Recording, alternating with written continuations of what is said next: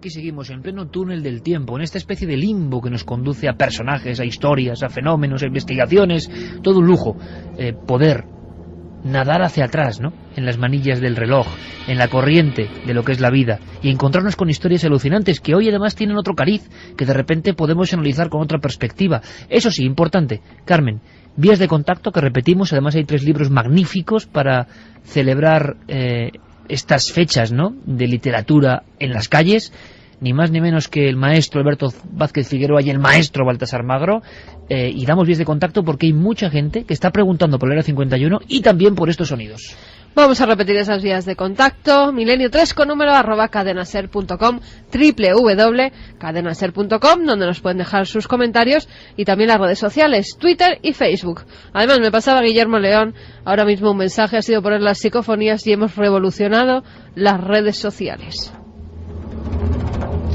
Y es que ¿sabes lo que pasa?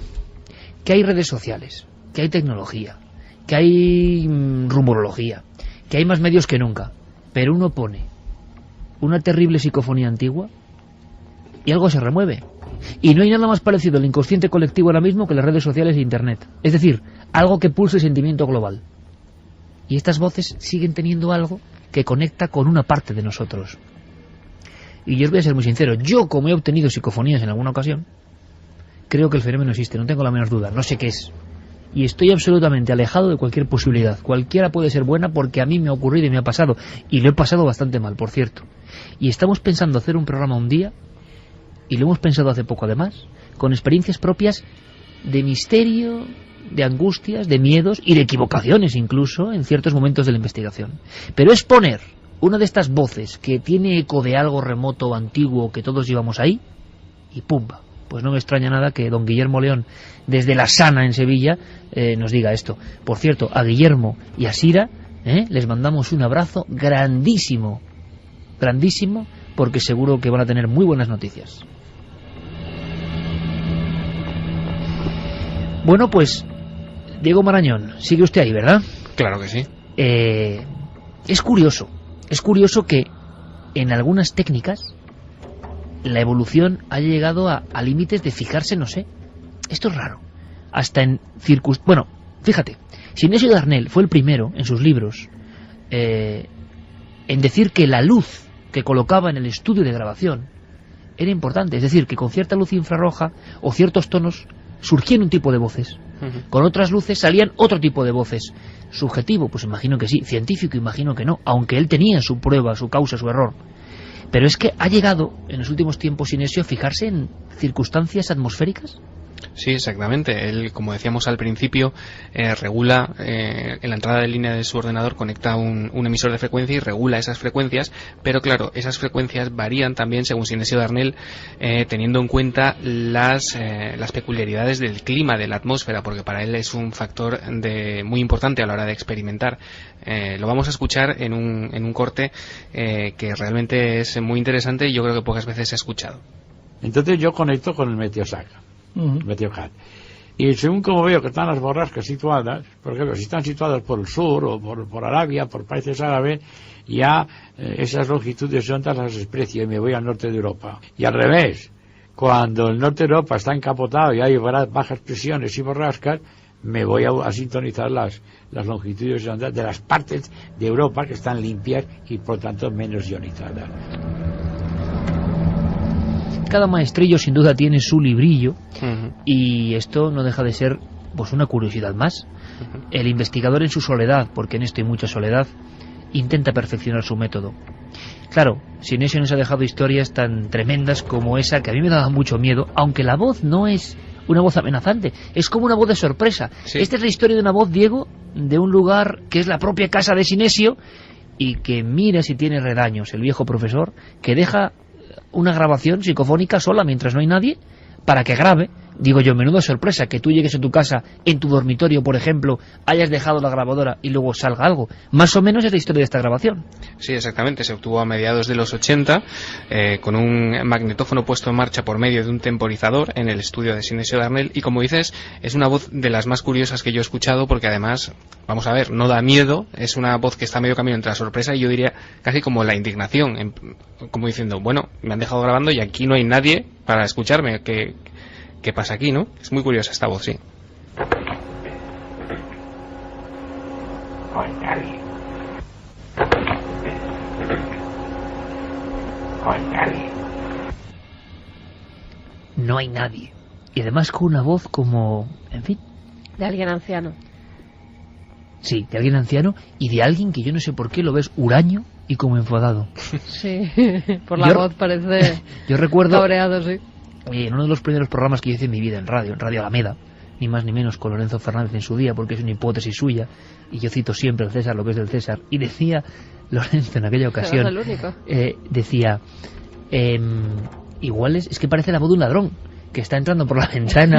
Claro, esto es muy made in Lorenzo, hay que decirlo, hay que reconocerlo, hace 20 años, más de 20 años, y yo me quedé pegado al micrófono y él con toda su rotundidad me decía, claro, esto puede ser un ladrón que ha entrado por la ventana y que, claro, fijándose en si había gente o no, no hay nadie. Y es que es verdad, que es que parece que alguien, un intruso es, una voz intrusa. Vamos a poder escucharla, Noel, un clásico. ¿Y por qué está ocurriendo este terremoto, este tsunami en las redes sociales? Porque muchos amigos jóvenes quizá no hayan escuchado nunca de esta forma estas psicofonías, con estas explicaciones. Ahí va. Años 70 finales, 80 principios, el propio domicilio de Sinesio Darnell, ayer nada, no hay nadie. No hay nadie. No hay nadie. Me comunican a las 3:12, y me lo hace saber Fermín Agustí por línea interna, que ese experimento que pedías, Santi, que es muy curioso, era darle más velocidad a una voz adimensional. ¿Con qué sentido? Pues ver si se humaniza un poco o qué. Sí, ver si le cogemos otra entonación. Yo qué sé, a ver qué sale. Es como se hacen los grandes experimentos. Yo voy a ver qué sale de esto, y así se han descubierto grandes cosas en la humanidad. ¿Quién sabe lo que podemos descubrir de esta? Como dicen en Arévalo, provincia de Ávila, un no sé qué, que qué sé yo, ¿no? O sea, ahí va.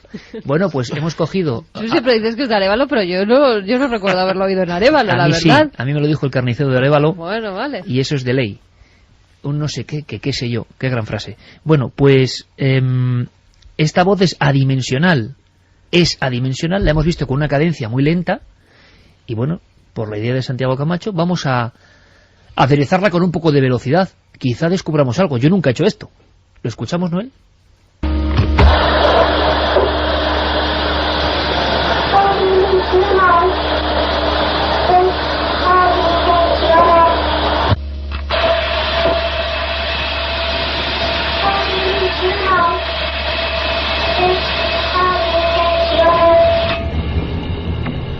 Pues yo no sé vosotros, yo estoy hablando muy en serio, pero sobre todo la primera frase a mí me da más miedo porque me parece una niña. Hombre, es lógico también que se la haya... Sí, se ha flautado la voz, sí, ¿no? Pero fíjate que sí que le he descubierto una cosa que no se apreciaba tan bien, y es justo al final un toque metálico. O sea, algo que efectivamente, como decía el maestro Darnell, algo que no podía haber salido de una garganta humana. Porque tenía una cualidad metálica justo al final. Hay una fusión con algo metálico, sí, es verdad. Que es curioso. Tenemos, digamos que señal de inicio, ¿verdad? Como un golpe de inicio y luego ese toque metálico. Pues sí que es un experimento, quizá hay que hacerlo un día, ¿eh? Coger las viejas psicofonías y adaptarlas a las posibilidades de velocidad, cambio, inversión, y ver qué pasa. Desde luego a mí me ha sorprendido. Y seguimos sorprendiéndonos porque, fijaos quién viene ahora, Fernando Jiménez del Oso, ni más ni menos, y nadie como él para hacer una reflexión. ¿Por qué lo traemos aquí? Porque Fernando dio ese primer palmetazo en la mesa global de la comunicación cuando en 1989, ni más ni menos, número 2 de Más Allá, adjuntó una cinta color crema donde había diferentes psicofonías. Yo recuerdo perfectamente no dormir, tener pesadillas con una de ellas, que era muy difícil de oír, pero ¿cómo le explicaba a Fernando? Que decía, la voz entre una conversación de dos personas se cuela y dice, San José bendito. Y lo hacía con tal entonación, Fernando, que uno de verdad sentía que la sangre se le paraba en las venas. Bueno, pues Fernando, años después, reflexionaba de una forma muy directa. Vamos a escucharle, sin más preámbulos, ¿no?, sobre muchos años de investigación y lo que le inspiraban estas voces. Creo que es un colofón absolutamente magistral, sinceramente. Lo cierto es que las psicofonías escapan a cualquier interpretación convencional. Se graban en las más variadas circunstancias, incluso en cámaras de vacío o sin micrófono. Unas veces expresan perplejidad, otras miedo o sufrimiento. En ocasiones son extravagantes y con frecuencia responden coherentemente a lo que se les pregunta. Pero en definitiva, no sabemos si vienen de este o del otro mundo. Lo único indiscutible es que resultan desconcertantes. Y, ¿por qué no decirlo?, sobrecogedoras. Por cierto, que es una frase que me adjuntan mucho, eso de ¿por qué no decirlo? Y resulta que el maestro Fernando lo decía bastantes años antes que yo. Todo tiene un origen y una herencia de alguna forma, aunque no sea familiar, que mucha gente piensa que yo tengo algo que ver por el apellido con Fernando Jiménez del Oso, y solamente es haber trabajado junto a él durante muchos años, como todos los que estamos aquí. Y ahora volver a escuchar a Fernando con esa comunicación siempre viva que es la radio, porque nadie muere en la radio, pues nos provoca esta emoción especial, ¿no? Intentaba dar un argumento a las psicofonías y se quedaba con un fragmento importantísimo que era lo que expresa ese mundo. Si eso es otro mundo, si lo que comunica con nosotros es otro mundo, es un mundo complejo y un mundo que desde luego no es quizá todo lo esperanzador que nos han contado, porque los mismos males de la realidad, del carne y hueso de alguna forma, se reproducen en ese otro lado. ¿Es porque es el inconsciente del propio investigador o porque hay algo más allá que se parece mucho, por desgracia diría yo, a la vida en la Tierra? Admitir su origen trascendente nos situaría ante un mundo espiritual caótico en el que cabe la perversión, la duda, la inconsciencia, los sentimientos más primarios, la estupidez y otras muchas actitudes que nada tienen que ver con el concepto que nos hemos formado o que se nos ha inculcado de lo que podría ser la vida después de la muerte. 3:18, poco que añadir a lo que dice Fernando Jiménez del Oso, que es otro de los clásicos que habló de psicofonías, y esta es solo una porción del mundo de la transcomunicación, sobre todo rindiendo homenaje a ese explorador en solitario, a ese hombre que abrió camino, que es Inesio Darnell. Hablaremos de muchas más cosas, porque ha habido personas que en esto del diálogo han ido más allá, y lo haremos con nuestro compañero Diego Marañón, el pescador en archivos de la antigüedad. Y espero que haya buena cosecha, y buena captura, amigo. Buena pesca entonces, ¿no? Por supuesto, y más en San Vicente de la Barquera. Venga. Un abrazo muy grande, Diego. Hasta la próxima. Iker, un placer.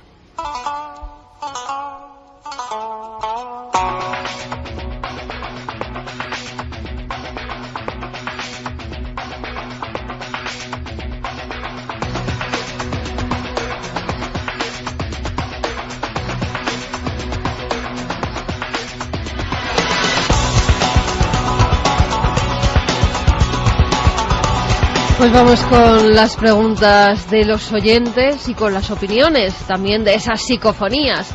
Samuel decía que hoy han ido al campo, una noche sin luna, ha sido un camino tranquilo, hasta que se nos ha ocurrido pararnos en una casa y escuchar Milenio 3. Sobran las palabras. Habéis escuchado esa voz de oiga, muy cerca, ¿no? O a lo mejor una niña que se acerca y les dice, ¿y yo qué hago aquí? No, de verdad que ha habido algunas, la voz acelerada de Dimensional, el experimento Camacho, hay que llamarlo así, a mí me ha dejado un poco inquieto, sinceramente. Gonzalo nos dice que en Extremadura, en un pueblecito cerca de Monfragüe, recogieron varias psicofonías que les cambiaron totalmente la vida. Pues si las siguen conservando, que nos las envíen. Las últimas psicofonías sí que ponen los pelos de punta. No obstante, debe ser una experiencia preciosa entablar un contacto así, aunque también debe ser una experiencia atrapante, nos dice José. Carlos Segarra. Creo que las psicofonías podrían ser una de las pruebas de la continuación de la vida. Es algo tan serio y a la vez tan grande. ¿Conocéis la historia de Marcelo Bazzi? Ahora dan miedo. Gracias, milenarios. Abrazos desde Elche. Y la contaremos. Sí. Uno de tantos experimentadores. Ángel Verdejo: parecen cortes de emisora de radio que se distorsionan por la tarjeta de sonido del PC. Ana nos dice: las psicofonías no sé lo que son ni qué explicación tienen, pero muchas de ellas me ponen los pelos de punta, literal. Y es muy curioso porque una vez más, en un mensaje que parece sencillo, dice: oye, me dan miedo las psicofonías, no sé qué son, pero ahí se resume todo. Estamos acostumbrados a todos los terrores, hemos visto todo con nuestros ojos, nada que parezca irreal se nos escapa porque los 3D, la informática, los sonidos, las computadoras nos han acostumbrado a todo. Y es como con el arte antiguo, o como con la verdad. Cuando se plasma, uno lo siente, yo no sé qué es, pero la materia, el plasma primigenio que genera lo que llamamos psicofonía, resulta que conecta con todo el mundo y que hasta el más valiente hay que decir que le resuenan en su interior ecos de algo que es un miedo muy primitivo. Algo deben tener, algo importante y que nadie de momento ha descifrado. David Román, que dice: he bajado el volumen del coche, no soy capaz de oír las psicofonías, gracias por hacer mejor los turnos de noche de sábado. Eva Álvarez Prada, que decía: yo me sentí tentada de apagar la radio, pero me pudo más la curiosidad. La curiosidad mató al gato. La curiosidad siempre es lo mejor. Margarita Velasco, que está tratando de estudiar mientras nos escucha de fondo y cree que esas voces fantasmagóricas que la van a acompañar toda la larga noche de estudio. Un abrazo y seguid así. Pues un abrazo, un beso muy grande para todos los estudiantes que ahora están ahí poniendo los codos encima de la mesa. Un apretoncillo final, que sabemos que estos días son duros, que ves ya toda la gente un poco morenita y los estudiantes tan blancos, y mucho que hemos pasado ánimo, por esas épocas. Mucho ánimo, pues y con mucha radio, mucha suerte, con mucha radio siempre. Claro que sí. Y además, fíjate, hilando, y luego escucharemos más voces de los oyentes en forma escrita y trasladadas por ti al micrófono, esa unión, ¿no? Fíjate, entre una chica que creo que decía la curiosidad y luego los estudiantes que están ahí empollando a tope. Es muy curioso porque, nunca mejor dicho, la curiosidad o el deseo de aprendizaje, que es lo que intentamos motivar en muchísimas áreas, a veces no tiene que ver ni con el sentido cultural de ser alguien que sabe muchos datos, ni de saberse un texto de memoria. Resulta que el hombre o la mujer curiosa tienen algo que es diferente, que les hace ser muy humildes habitualmente, que les hace saber que cualquier cosa puede cambiar, que les hace no ser muy arrogantes ni muy dogmáticos, porque en eso está el eterno aprendizaje.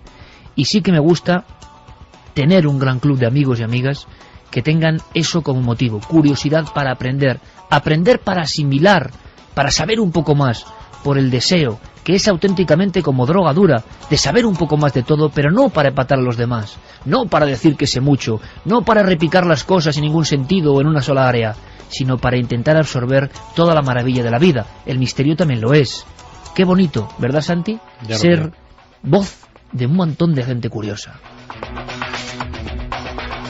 Y por cierto, curiosidad que no tiene nada que ver tampoco con chismorreo, con curiosidad de saber las cosas del otro, no, saber con mayúsculas. Y eso vamos a seguir haciendo, con un montón de cosas y un montón de historias. Y en este caso, volvemos, Noel, a cambiar el sonido de este teatro de la radio, porque nos ponemos conspiranoicos, porque caramba la que montó Santiago Camacho con su primera parte de conspiración alimentaria. Ahora añadido todo esto con el secreto y el misterio de lo que está pasando hoy mismo, que hay una cepa bacteriana que no sabemos de dónde viene exactamente, que hay muchas dudas y que tenemos que saber más. Ambos temas se entroncan. Vamos a ver si con curiosidad aprendemos nuevas cosas. Hemos podido hablar, Carmen, con hombres importantísimos que tienen que ver con el estudio de la bacteria, con Justo Hernández, de la Universidad de La Laguna, doctor especialista en virología, y don Justo Hernández, como siempre muy gráfico, nos ha hablado para que sepamos algo más de esto que está causando terror, hay que decirlo, y quizá hay que calmar, aunque claro, cuando han pasado tantas cosas de catástrofes alimentarias, siempre lo de calma es lo primero. Bueno, mira, te voy a dar los primeros datos, Iker.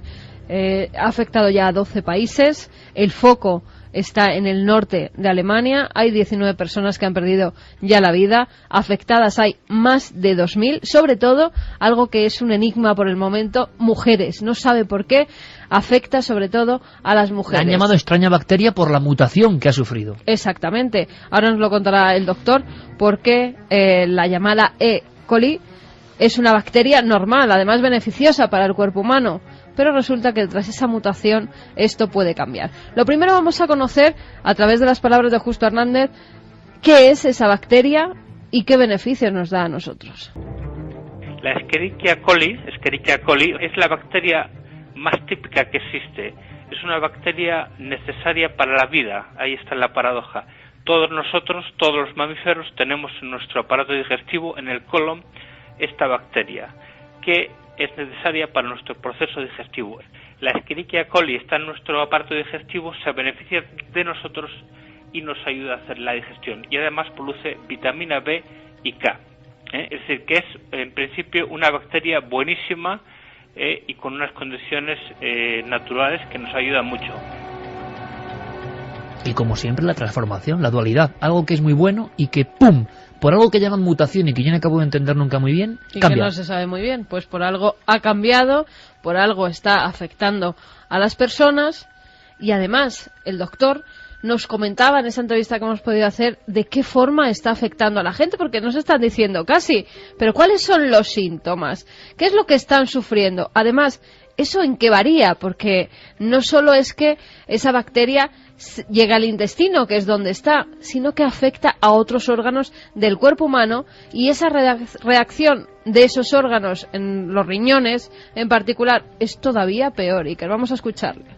Una Escherichia coli, esta O104H4, que es la que ahora mismo está afectando a Alemania, que segrega una toxina que produce lo que se llama un síndrome urémico hemolítico. Es muy sencillo, es decir, la toxina produce diarreas sanguinolentas y hace que la sangre se estropea los hematíes. Los hematíes obstruyen el riñón, producen una insuficiencia renal y puede causar la muerte en algunos casos. Bueno, la Organización Terrible, Mundial por cierto, de la Salud dice que se trata de una rara cepa de E. coli extremadamente agresiva y resistente, por lo menos eso se ha sabido hace pocas horas, a 8 tipos de antibióticos, entre los que están la penicilina, las sulfamidas, la cefalopatina. Esto último, además, Iker, lo ha analizado un equipo de investigadores chinos del Instituto de Genómica de Pekín. Y dice que, bueno, que es muy agresiva y que si se toman medicamentos, si se toman, por ejemplo, algunos medicamentos que llevan estas sustancias, es que no van a hacer nada, es que esas bacterias al revés, no potencian reaccionan. casi la fuerza de la bacteria. Pues es como además, de Star Wars, pero en pequeño, o sea, no sé, es algo increíble que pasa y que los antibióticos en este caso no hacen nada, que era lo que estaban aplicando hasta el momento, claro, lo normal, los médicos, porque no saben a qué se están enfrentando, aunque están estudiando todos, eso también te lo digo, parece que toda la Unión Europea y otros países, en este caso Pekín, están analizando esas bacterias para intentar dar con una solución, porque se reproducen muy rápidamente los casos. Ya se han planteado posibles focos de infección. El festival que se celebró en el puerto de Hamburgo entre el 6 y el 8 de mayo, donde se reunieron más de 1,5 millones de personas, tanto alemanes como de otros países. El que tiene más posibilidades es un restaurante en la ciudad de Lübeck, donde comieron 17 personas, una mujer alemana que era funcionaria de Hacienda, un niño que también ha muerto, 8 turistas de Dinamarca, y estaban todos afectados por esa cepa E. coli. El establecimiento, incluso hay una fotografía, ha colgado un cartel que dice: por precaución no servimos pepinos, tomates ni lechugas. De ese caso se hacía eco también nuestro doctor Justo Hernández, y esto era lo que nos decía. 13 personas, que las 13 comieron en un restaurante de Lübeck, que está cerca de Hamburgo, en el norte de Alemania, las 13 tienen esta enfermedad. Con lo cual ya se puede ir a ese restaurante y ver de dónde viene la cepa. Esta bacteria lo que hace es mantenerse muy bien en carne poco cocida. Es típico en hamburguesas, o bien también en algunas en vegetales, efectivamente vegetales, como pasa ahora con el pepino, aunque que es falso, eso también hay que decirlo. Es decir, que no sabemos, hay que ser muy prudentes. Ahí el Instituto Koch de Berlín es el segundo centro más prestigioso del mundo en este tema, después del Instituto Pasteur. Pues yo creo que, en fin, se ha adelantado, o sea, se ha precipitado, igual que la que la política correspondiente, porque está demostrado ya que los pepinos no han tenido nada que ver. 3:30 de la madrugada. El doctor Justo Hernández me contaba que Robin Cook, el autor de ciencia ficción científica, ya había hecho un libro donde una hamburguesa provocaba algo con E. coli en el año 1982. Si los pepinos no tienen nada que ver, ¿por qué se sigue llamando la crisis de los pepinos? Bueno, porque es periodístico, punto. Y todo el mundo sale con los pepinos y al pepino que hay que... Sobre todo porque no saben qué es tampoco. Es que se está diciendo pero no saben qué es, bueno, que es el pero primer se están misterio. diciendo, y hay otras teorías que a mí la verdad me han puesto los pelos de punta. Algunos periódicos alemanes, como el Bild, se hacen eco de las palabras del jefe de los servicios de higiene de la clínica berlinesa Vivantes. Este señor se llama Klaus-Dieter Zastroff y afirma que no hay que descartar un acto criminal detrás de este brote. Es más, dice, es posible que algún tonto haya pensado, mato a un par de personas o provoco diarrea a 10.000. Perder de vista esta posibilidad sería un error. Enseguida, por supuesto, los políticos se le han echado encima. Eso es lo que está pasando. No sabemos la cepa todavía. Hay investigaciones y científicos del CSI de la ciencia biológica están intentando saber más. Nadie sabe casi nada, pero nos dicen que tranquilidad. Y que extrememos, nos decía el doctor Justo Hernández, las medidas de higiene. Bien, lo que pasa es que en todo el traslado de la comida mundial nos da la impresión de que la higiene no se respeta especialmente. Santi nos va a contar cosas también aterradoras, hay que decirlo, cosas que provocaron mucha polémica, y quizá este dossier se amplíe, pero ahora vienen novedades muy interesantes. Os lo sé. 32. Santi, segunda parte, y además con invitados de excepción, lo que podamos contar de esta investigación que estás haciendo, muy personal también, pero hay que decirlo, ojo, que lo que vas a contar es tan fuerte que no es que lo diga Milenio 3, ni Santiago Camacho, ni Carmen, ni Iker, ni nadie. Lo que se está diciendo ya han dicho algunos investigadores. Pues sí, igual que, fíjate, lo que comentamos, ese resumen de Food Inc. que hicimos la semana pasada, pues podemos decir que es información aceptada, muy poco conocida, pero desde luego fidedigna en su mayor parte. Lo que vamos a tratar hoy son temas muy controvertidos que tienen tantos defensores como detractores, que se vierten estudios científicos a favor y en contra de cada una de las tesis. Y que bueno, yo creo que lo mejor que aquel que le interese, que supongo que serán muchos de nuestros oyentes, puede hacer es coger lápiz y papel, ir apuntando aquellos términos que saquemos aquí que le causen más curiosidad, y irse a internet a barajar la información en un sentido o en otro y sacar sus propias conclusiones, que yo creo que como ciudadanos informados es lo que deberíamos hacer. Por cierto, un inciso, porque con todo esto del pepino se me estaba viniendo, no podía evitarlo, a la memoria, aquellas palabras de don Jesús Sancho Roz, ministro de Sanidad y Seguridad Social. El bichito, ¿no? Sí. El mal lo causa un bichito tan pequeño que se cae de la mesa y se mata. Yo creo que esas palabras que mostraron el desconcierto de las autoridades en los primeros momentos de la tragedia de la colza son bastante descriptivas del mismo desconcierto que tiene que estar cundiendo entre las autoridades alemanas y comunitarias ahora mismo con esta crisis, que algo me dice que no saben muy bien a ciencia cierta de dónde viene.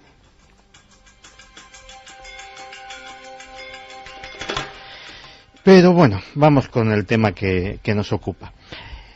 Hoy vamos a hablar de algo que la definición académica, la voy a leer textualmente, dice: un aditivo alimentario es toda sustancia que, sin constituir por sí misma un alimento ni poseer valor nutritivo alguno, se agrega intencionadamente a los alimentos y bebidas en cantidades mínimas con objeto de modificar sus características organolépticas o facilitar o mejorar su proceso de elaboración o conservación.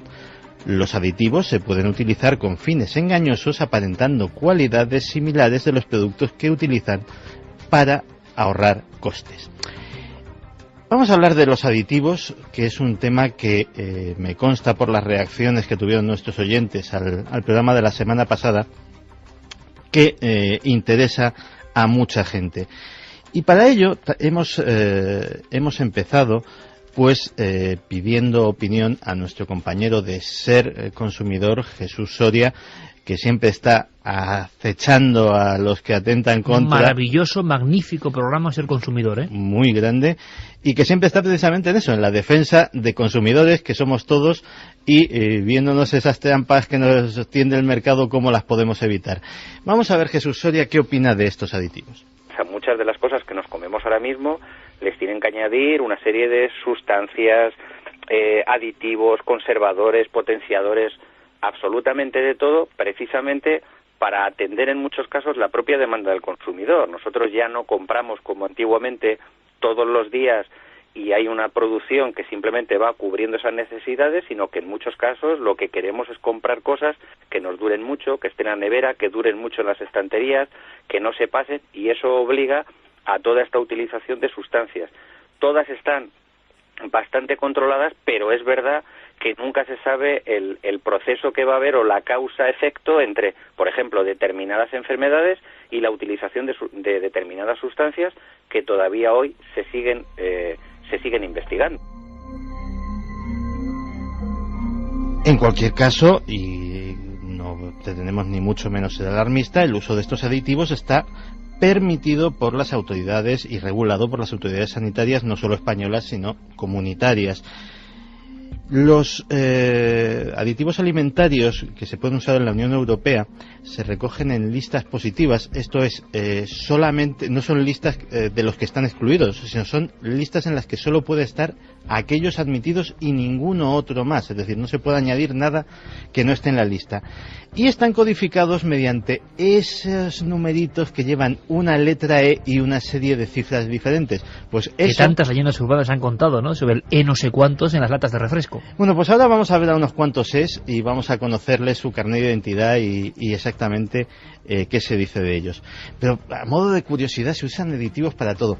Tú sabes que, por ejemplo, las salchichas y muchos alimentos... A ver, yo me voy a empezar a asustar, ¿eh? Yo, haber encargado este dossier a Santi, me parece que me va a traer pesadillas. A ver, Santi, dime. Y muchos alimentos que tienen en la etiqueta o en el envase que pone la palabra ahumados, no han visto una brizna de humo en todo su proceso de fabricación. ¿Cómo?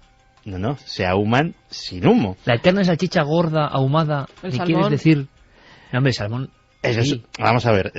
Salchicha, de lo de las salchichas me consta, y supongo que en determinadas bandas de precio. Es decir, también habrá salchichas tipo grumet que sí que se elaboren artesanalmente. Ya sabemos de qué estamos hablando, del consumo al por mayor, salchicha ahumada. ¿Y qué pasa? Sí. Hay un aditivo que es el sabor de ahumado, que será el E no sé cuántos, que se le aplica a la pasta de la salchicha y le da ese sabor a humo, pero que sin que haya habido humo en ningún momento. Pues como eso, hay muchos saborizantes, potenciadores del sabor, luego otros que evidentemente conservantes, etcétera, etcétera, que no solo son para mejorar su gusto, sino para que sean más fáciles de conservar, incluso prevenir de... Claro, porque conservar uno lo entiende. Tiene cierta lógica conservar. Ahora, cambiar el sabor ya... Pues no, tampoco tiene cierta lógica conservar. Conservar lo que dure un alimento. Conservarlo más tiempo Sí, pero no tiene por qué dañar al alimento. Pero cambiarle el sabor, cambiar algo que no es... Algo que ya es ajeno a ese alimento, ya no puede ser bueno. Sea conservante, sea acidulante, sea... El ahumado de jeringuilla... Vamos. Cuenta más, Santi. Bueno, en todo esto de los aditivos ha surgido una palabra...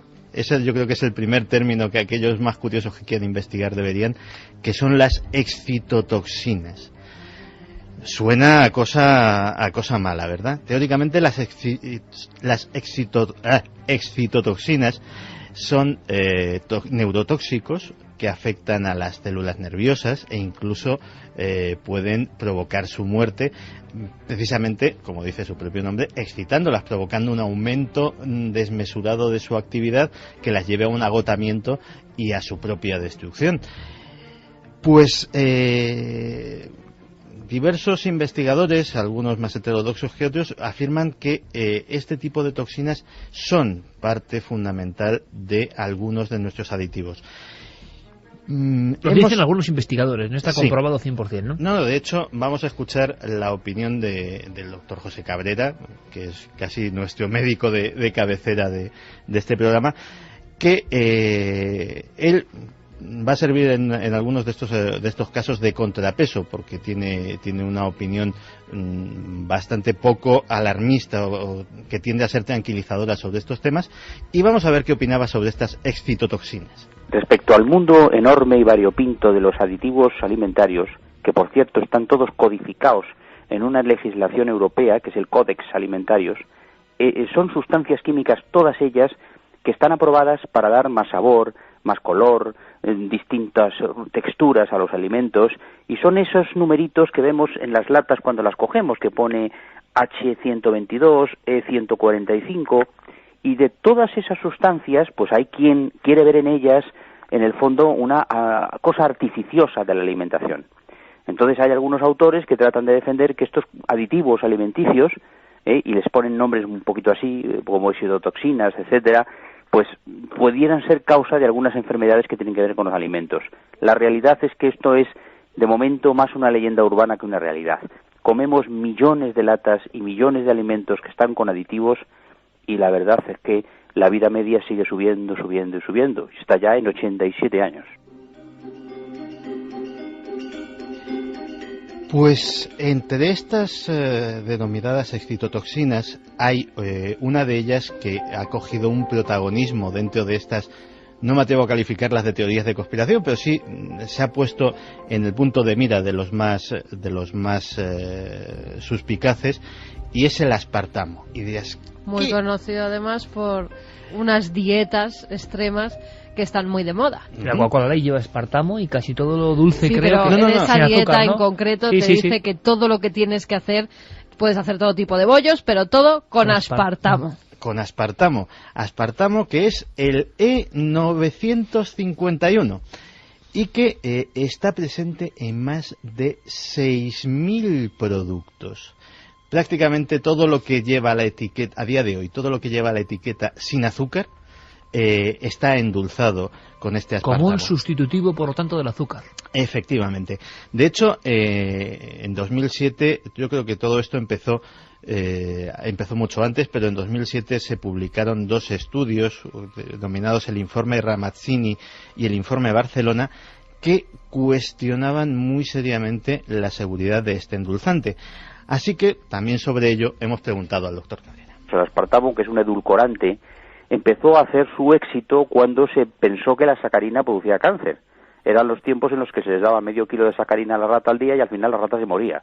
Lógicamente la sacarina nunca se demostró que produciera cáncer. Y ahora el aspartamo es un edulcorante que se emplea mucho, y igual que el glutamato, que se emplea mucho también en cocina china, etcétera, y se les está mirando con lupa porque algunas enfermedades gastroenteríticas, inflamaciones, diarreas agudas, tienen que ver con estas sustancias. Pero no se ha ido más allá. Quiero decir, no se ha ido más allá y se está empleando el aspartamo incluso en nutrición hospitalaria como edulcorante. O sea que no se puede asegurar, ni mucho menos, que estas sustancias a las que se está mirando un poquito especialmente sean peligrosas en el momento actual. ¿Y cómo nace el aspartamo? Pues la historia es cuando menos curiosa. A mediados de la década de los 70, en los laboratorios Shirley, experimentaban con una nueva droga que sirviera para aliviar la úlcera péptica. Casualmente, uno de los investigadores que estaba allí, pues trasteando con sus cosas químicas, se le ocurrió la feliz idea de mojar un dedito en la muestra y llevárselo a la boca. Y dijo, bueno, pues está dulce. Así nació el aspartamo. O sea, así exactamente. Parece de chiste, pero es la realidad. No se sabe que tenga ningún tipo de efecto sobre las úlceras, pero desde luego como endulzante se ha convertido en el más popular del mundo. Cogieron e intentaron que la Administración de Medicamentos y Alimentos estadounidense, la famosa FDA, la agencia gubernamental que se dedica a este tipo de cosas, pues lo aprobase, y se encontraron con un primer escollo, porque la FDA no se lo aprobaba.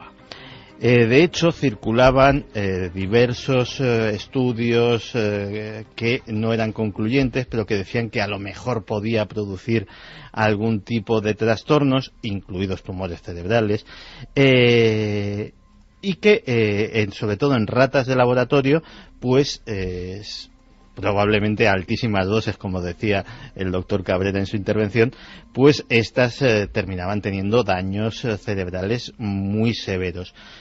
Entonces, claro, la FDA no concedió esa licencia para comercializar el producto. Pero dicen esas fuentes más suspicaces que coincide con 1985 en el momento en que un gigante del que hablábamos la semana pasada, Monsanto, compra los laboratorios Shirley y en ese momento pasó a ser una subsidiaria de esta multinacional y el aspartamo fue aprobado. A partir de esa aprobación, pues llegó su momento de popularidad. Y claro, viendo a este señor científico mojando el dedito en la muestra, ¿en qué estaba mojando el dedito? Pues el aspartamo está compuesto por metanol, ácido aspartico y fenilalanina, que parece ser que son 3 compuestos que se resultan tóxicos por separado, pero que su combinación pues no solamente no es tóxica, sino que es bastante agradable al sabor. Pero también hay voces entre estos estudios absolutamente válidos, pero que muy controvertidos y que tienen muchos detractores, que dicen que a determinadas temperaturas altas esos compuestos, el aspartamo no es precisamente lo más estable del mundo, dicen esos estudios, y se van descomponiendo y reintegrándose a esos componentes originales, como es el propio alcohol metílico, que ya sabemos que es altamente tóxico, que lógicamente podrían producir pues algún tipo de trastorno. De hecho, y esto siente adentro del terreno, y lo cito a modo de curiosidad, de las teorías de conspiración. Tú has oído hablar del síndrome de la guerra del Golfo, ¿verdad? De esa extraña enfermedad que se parecía a la gente naranja. Pues hubo autores que incluso lo asociaron a este tipo de productos, porque decían que las tropas norteamericanas prácticamente pues se alimentaban de productos light, y que esos productos light habían estado almacenados durante días abajo las altísimas temperaturas del desierto. Cuando eran consumidos ya no tenían ni muchísimo menos las propiedades químicas que tenían lógicamente al ser fabricados, sino que eran otra cosa distinta de la que ponía en la etiqueta. Se habían transformado. Efectivamente. Y que eso, y no agentes químicos ni radioactivos, podía haber sido lo que tanto había afectado a las tropas norteamericanas.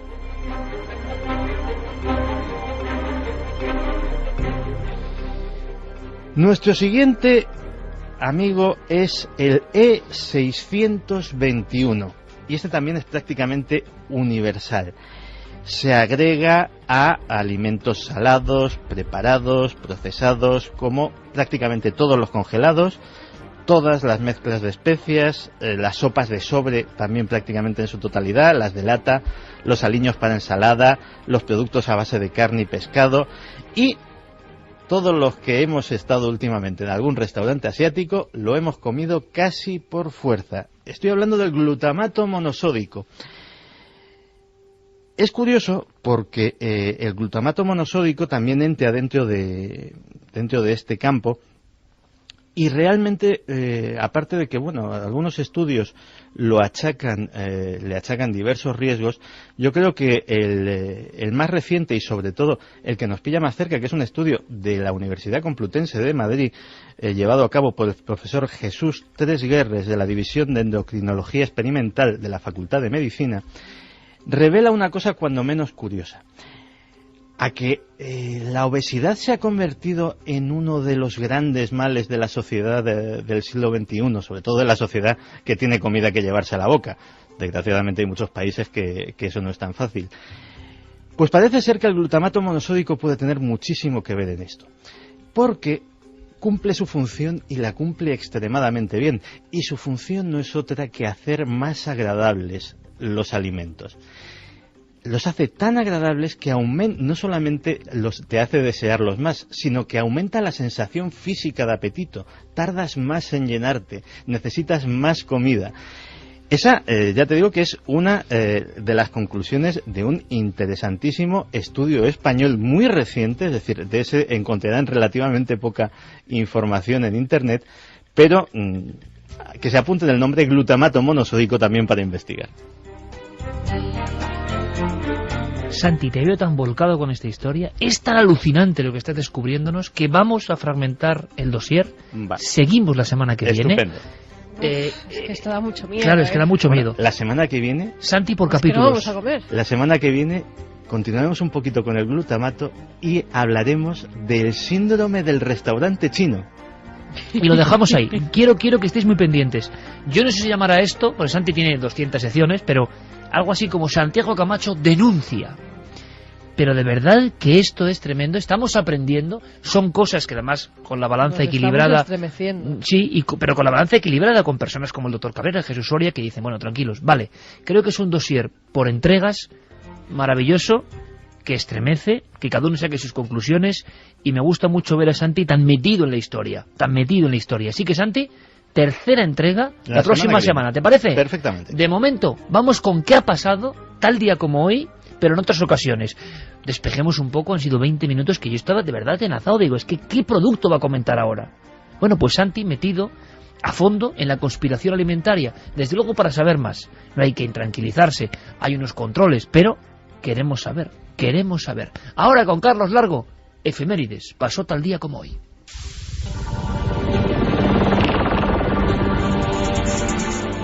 El 5 de junio de 1898 nace Federico García Lorca, uno de los poetas españoles más prolíficos, cuyo cadáver aún continúa sin ser encontrado. Es el poeta del misterio. Por ejemplo, su voz no ha aparecido. De todos los poetas de su generación, porque era el que más recitaba en público. No recitaba, era el poema, era su poema en persona, transmitido a los demás. Y no han encontrado la voz. Están buscando el cuerpo. Vamos a ver si lo encuentran. 5 de junio de 1968, Robert Kennedy resulta herido de 3 disparos en el Hotel Ambassador de Los Ángeles. Un día después, moriría. Cuando está a punto de darle la mano a otro cocinero, Sirham saca su revólver y abre fuego. Está a apenas 1 metro de su objetivo. Kennedy recibe 3 disparos y se desploma sobre el suelo. Pero Sirhan sigue disparando y alcanza a 5 personas más. Al mismo tiempo grita, puedo explicarlo, dejadme explicarlo. Lo hago por mi país, adoro a mi país. 5 de junio de 1977, varios periódicos publican una sorprendente información, la supuesta aparición de extrañas luces antes del gran terremoto de Tangshan, en China. Porque una de las explicaciones que se da a las luces que se ven en algunos terremotos es un gas con grandes componentes de fósforo, fosfino, creo que lo denominan los químicos, y que en contacto con la superficie de la Tierra explosiona y arde. 5 de junio de 2005, la nave del misterio daba la noticia sobre el avistamiento de un felino de grandes dimensiones en un barranco de Banastas, en Huesca, un hecho que se unía al curioso fenómeno de los denominados alien cats. Joaquín García, una de las personas que lo han visto, asegura que se trata de un gran felino, como un león o un puma, de gran zancada y envergadura, y que lleva unos 5 meses merodeando por la zona. Por su parte, Arturo Notiboli, jefe de Seprona, ha indicado que se han batido barrancos, carrascales y zonas de agua donde el animal hubiera podido acudir, pero de momento no se ha encontrado ni siquiera una... 3:55 ahora mismo.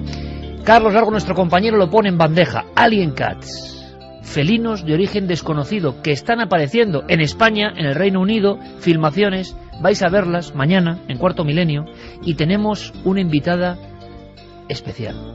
Muy especial. Yo voy a presentarla en primicia. Se llama Akira, pesa 90 kilos. No os digo qué animal es, pero es lo más bello quizá del reino animal que ha pasado por nuestro plató. Espectacular, enigmática. De verdad que es como tener un trozo ahí de la naturaleza salvaje y llena de enigmas. Mañana, Alien Cats con filmaciones alucinantes y un montón de cosas. A las 12, nos vemos. Y un poquito de alegría para toda la gente que anda ahí peleando con 1000 cosas y que se une 3 horas de madrugada con nosotros para aprender, para vivir, para disfrutar con todo tipo de misterios y con el aprendizaje y la curiosidad como rumbo, como objetivo. Vuestras preguntas, vuestras cuestiones, vuestras reflexiones.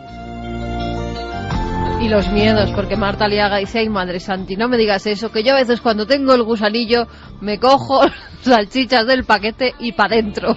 Para dentro sin cocinar. Sin cocerlas ni nada. Eso también lo he hecho yo, ¿eh? A partir de hoy me parece... Las extragordas. Ay, yo nunca he hecho eso. Es a partir de hoy me parece a mí que me lo pensaré 2 o 3 veces y las coceré por si las moscas. Francisco López Jerez dice: me da más miedo con todo el tema de la investigación sobre la conspiración alimentaria y todo lo que decís, que con lo de las psicofonías. ¿No creéis que eso sí que da miedo? Últimamente no hacen nada más que dispararse los datos de cáncer. Aunque no son miedos comparables, es verdad que son diferentes tipos de miedo, igual de horrendos, ¿eh? De todas formas, investigando durante la semana sobre este tema, no me acuerdo, prometo traer el dato la semana que viene, no me acuerdo de quién era la afirmación, pero era terrible. Y decía que la naturaleza, de alguna forma, está compensando que hemos inventado nuevos métodos para aumentar nuestra longevidad, inventando enfermedades nuevas para matarnos. Y me pareció una frase tan brutal para que mantener nuestro nivel por lo menos todavía controlado, que me llamó la atención. Prometo traer la fuente la semana que viene. A través del Twitter, un oyente que nos decía que vive en Düsseldorf y a día de hoy los pepinos prácticamente los regalan. Un pepino cuesta 10 céntimos, que están que los tiran. Vamos a ir con los ganadores. Iker.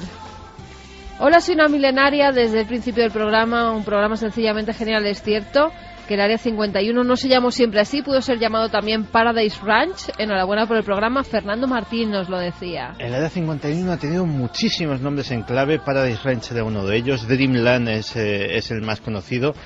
La caja lo llamaban los pilotos de pruebas, es decir, ha tenido diversos nombres en clave. Marcos Sánchez, hola milenarios, a la pregunta de qué es el aerogel. Es una sustancia sólida, translúcida, formada en el 99% de aire, que tiene la particularidad de soportar 900 veces su peso a pesar de su baja densidad. Caramba. Es utilizado en la industria aeroespacial como aislante térmico. O sea, que y lo puedes ver hace en el Museo del Observatorio de Robledo de Chabela. A la Santi para allá. Y el último de los libros es para María, que nos dice: preparando unas preguntas de oposiciones en un cassette, me sale una voz al escucharlas, dijo: yo te veo. Yo estaba sola en casa cuando todo esto pasó, nos contaba María. Estaba estudiando, grabó por accidente y salió una voz que decía: yo te veo. Yo te veo. Bueno, pues sea paranormal o no, da bastante nos miedo. Dicen, además es para una buena causa. Día 10 de junio a las 17 horas, a las 5 de la tarde, Plaza de España de Madrid. Va a haber una recogida de firmas en favor del lobo ibérico. Ah, qué bien. Que pretende promover una convivencia pacífica entre el hombre y el lobo. El movimiento es impulsado por ciudadanos anónimos pero concienciados con el problema. Que pongan en Facebook Protección Lobo Ibérico y se enterarán de muchas más cosas. Hombre, convivencia pacífica no lo sé, pero que el lobo viva y que sea libre, desde luego. Conmigo fueron muy pacíficos. Desde luego. Libres como lobos, o por lo menos peleando para que nos dejen ser libres siempre en la cadena SER, desde luego. Hemos hecho un programa más y creo que van unos 815, cosa que no está nada mal. Fermín Agustí, Carlos Largo, Noel Calero, Santiago Camacho, compañero. Buenas noches. Hasta mañana. Hasta mañanita. Carmen, hasta mañana. Mañana nos vemos con esa invitada especial. Akira nos espera, la mirada más especial de los últimos años. Mañana en Cuarto Milenio. Como amarilla. 3 y 6 minutos. De cuando en cuando surgen inventos extraños, inventores extraordinarios, personas que sin duda, por un motivo u otro, se enfrentan al sistema establecido. Muchas veces se ha hablado de soluciones mágicas que están ya patentadas, elementos que serían un beneficio para el género humano y que sin embargo grandes compañías, intereses ocultos, mantienen en el silencio, en el olvido, como si lo último que interesase a estas grandes compañías fuese el constante bienestar o la evolución del género humano. ¿Qué ocurre? ¿Es cierto esto? ¿Es fantasía? ¿Se exagera? ¿Motores misteriosos? ¿Hallazgos incomprensibles? Hay casos en España incluso, y uno de esos casos, quizá de los más flagrantes, yo quiero conocer, quiero aprender, lo trae, ¿cómo no? Santi. Pues como te contaba al final de la hora anterior, ¿quién no ha oído en su casa aquello de el motor de agua? ¿Tú habías oído hablar Es una historia que, sobre todo, por alguna razón a las personas mayores les encanta contar a las nuevas generaciones, y supongo que algunos jóvenes que la hayan oído pues lo habrán mirado a la persona que se las haya contado pues con cierto escepticismo, diciendo, bueno, las cosas del abuelo y su motor de agua. Pues sí, el motor de agua se inventó en España, y cuando digo el motor de agua estoy diciendo un motor que podía impulsar una motocicleta, un automóvil, que funcionaba con agua.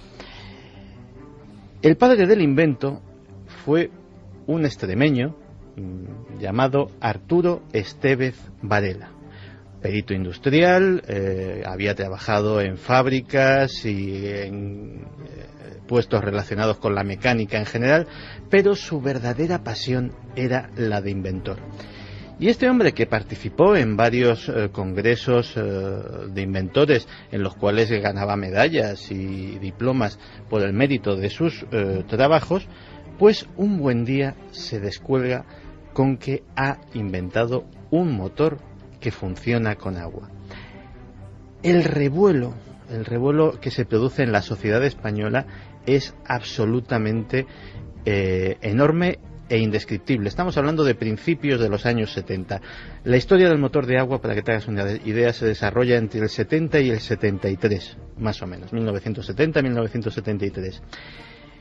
Carlos Largo nos ha preparado un pequeño tren de sonidos extraídos de los archivos de Televisión Española, del Nodo, que nos va a dar una idea bastante exacta de hasta qué punto aquello impactó en la sociedad española. A golpe de subidas de precio y de restricciones, el petróleo se ha ganado, como nunca, el nombre de oro negro. Por eso están hoy de moda todos los inventos.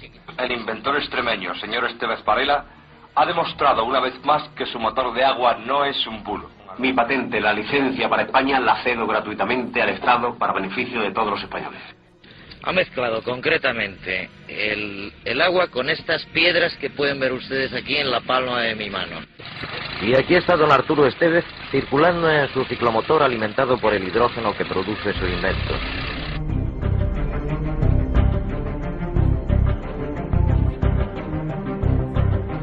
Posiblemente Arturo Estévez llegó a los hogares de muchos españoles a través de la última voz que hemos escuchado, que era la del mítico Rafael Escamilla, el experto de Televisión Española en aquella época en temas del motor, que él mismo estuvo comprobando las bondades de el invento. Y es que, para hacernos una idea de las demostraciones que llevaba a cabo Estévez, por ejemplo, en una plaza de Sevilla, cogió un ciclomotor al cual le había adosado su invento, toma un botijo, bebe él del botijo, da de beber a un niño y vacía el botijo en el depósito. Acciona el pedal del ciclomotor una vez, dos veces, aquello emite unas tosecillas y de repente el ciclomotor se pone en marcha. Él se sube encima y se tira 2 horas dando vueltas a la misma plaza para demostrar que su invento era absolutamente eficaz. Para rematar, y en un golpe de efecto teatral, acerca su nariz al tubo de escape, aspira profundamente y dice a la concurrencia: oxígeno.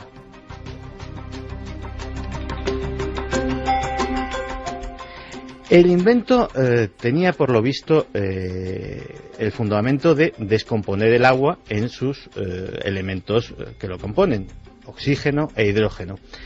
Para ello utilizaba un ingrediente secreto que añadía a la mezcla.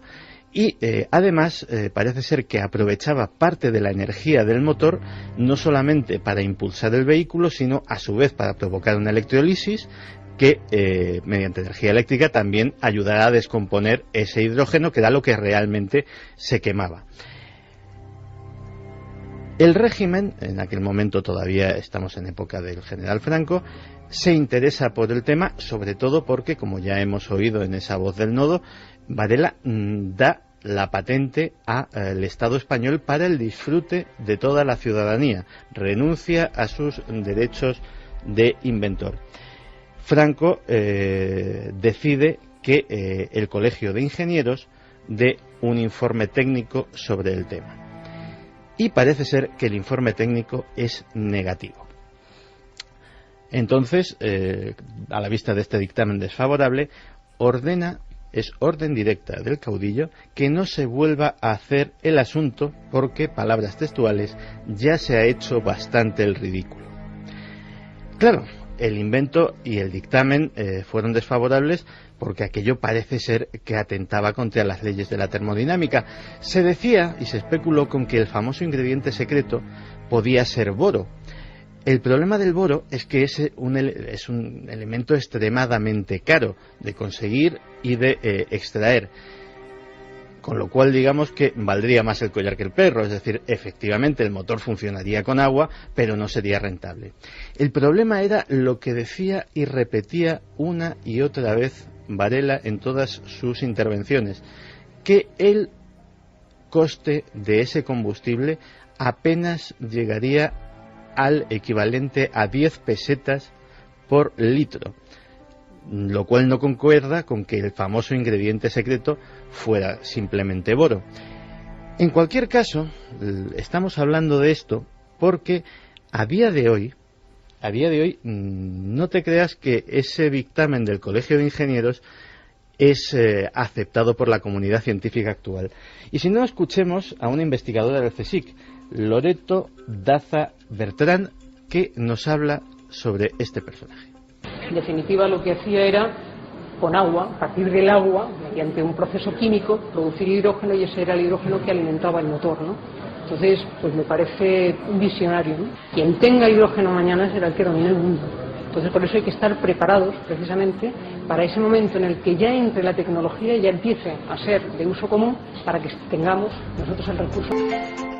Pues ya lo hemos oído, un visionario y un adelantado a su tiempo, pero hasta el punto de que sabemos a través del diario Extremeño Hoy, en su edición del pasado 16 de octubre, que investigadores de la Universidad de Minnesota y del Instituto de Ciencia Weizmann de Israel se han interesado y han visitado España por el invento de Varela porque le ven posibilidades, es decir, que digamos que ese dictamen original podía ser mucho de cerrazón científica y que ahora este precursor español esté siendo visto de otra forma.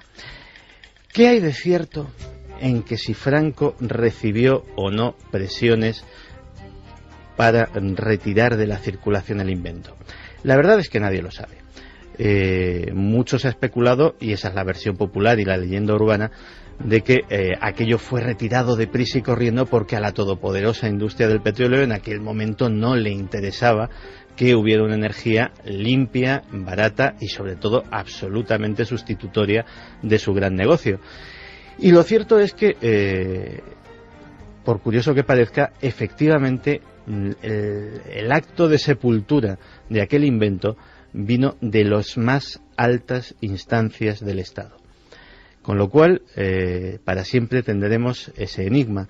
Pero desde luego que aquel ciclomotor andaba simplemente con agua de la que había bebido un niño, eso está grabado, filmado y demostrado. La respuesta. Milenio 3 en la SER. Nos hacemos una pregunta, 3 y 17 minutos, una pregunta casi todos los veranos, y pocas veces satisfacemos esta casi necesidad, por lo menos petición de nuestra audiencia. Siempre que se acerca el tiempo de vacaciones, o que estamos próximos, se empiezan a hacer planes. Y uno de los planes, y yo creo que muy saludable, beneficioso para el espíritu, para la mente, para aprender más, para saber más, para crecer un poco, es eso de la lectura. Todavía somos muchos locos los que nos perdemos entre bibliotecas, compramos libros, disfrutamos de la sabiduría de otros para absorberla. Y casi como sorpresa, les he dicho a Javier, a Carmen y a Santi, que nos recomienden, yo intentaré también aportar algo, una serie de libros, un pack importante de libros ahora accesibles, para pasar un buen verano. un verano de investigación y misterio. ¿Por dónde empezamos, Javi? Y nos vamos incorporando, Santi y Carmen, con vuestras materias. Javier. Pues mira, mi recomendación es doble. Por un lado es una recomendación informativa. Es muy cierto lo que dices de que el 2012 está trayendo muchos títulos a las librerías conectados directa o indirectamente con ese miedo al fin del mundo, que es, bueno, y no te exagero, es la vez número 183 que se predice el fin del mundo desde la caída del Imperio Romano. Bueno, 183 profecías sobre el fin del mundo. Desde la caída del Imperio Romano, 182 fallidas. La 183 es la que nos viene ahora de 2012. Bueno, pues con ese caldo de cultivo han resurgido viejos conocidos que llegan a las librerías en estas fechas. Uno de ellos es Michael Drosnin, con la tercera parte del Código Secreto de la Biblia, que acaba de traducir tercera parte Editorial Planeta, y donde abunda un poco en lo que cree que es el mensaje final de la Biblia, conectado con el 2012 y con las profecías apocalípticas en ese sentido. Es un poco, bueno, en fin, estos libros que también surgen, que es otra fenomenología muy española, no sé si mundial, Javier, de aprovechar tirón de momento puntual o de otros misterios. En España tenemos un Michael Drosnin. Sí, lo hay, efectivamente, que es David Zurdo, que él publicó en su momento Código B, donde también hacía una serie de pronósticos que, desde luego, el acierto no fue inmediato, pero bueno. Ahí están. Sí. Trevor Gordon también. Sí. Entonces... En torno a eso hay otro viejo conocido que regresa a la escena de los libros, que es Eric von Daniken, que también se apunta de alguna manera al asunto del 2012 y de las profecías mayas, con un libro que se titula La llegada de los dioses. Para él el 2012 no marca el fin del mundo, pero sí puede marcar el inicio de la aproximación de los dioses de los que él ha hablado y que para este autor suizo no son sino extraterrestres. O sea que viejos maestros, veteranos amigos del misterio, están reverdeciendo laureles, aprovechando la coyuntura del 2012, adecuando los temas a esta franja concreta. Sí, esa es la nota novedosa de lo que está llegando a las librerías, pero hay un libro que sí que recomiendo, lo recomiendo muy vivamente. Es un libro no fácil de leer, cuidado. Yo lo tendría siempre en la sección de libros de consulta, porque de hecho lo he consultado en inglés durante muchos años. Es un libro que se titulaba originalmente The Secret Teachings of All Ages, las enseñanzas secretas de todos los tiempos. Con ese título es como se ha traducido al español. Es una obra de 1928 de Manly Palmer Hall, un masón de grado 33, un tipo que fue muy influyente sobre todo en el mundo del cine en los años 40, 50 y 60 en los Estados Unidos, que murió en extrañas circunstancias y que hizo una obra monumental donde se habla de religión, de ocultismo, del origen de muchas creencias. Es un compendio fabuloso, un volumen, bien apretado de información, pero que para los que le interesa profundizar en la trastienda de los símbolos que hoy en día nos rodean, es una buena consulta.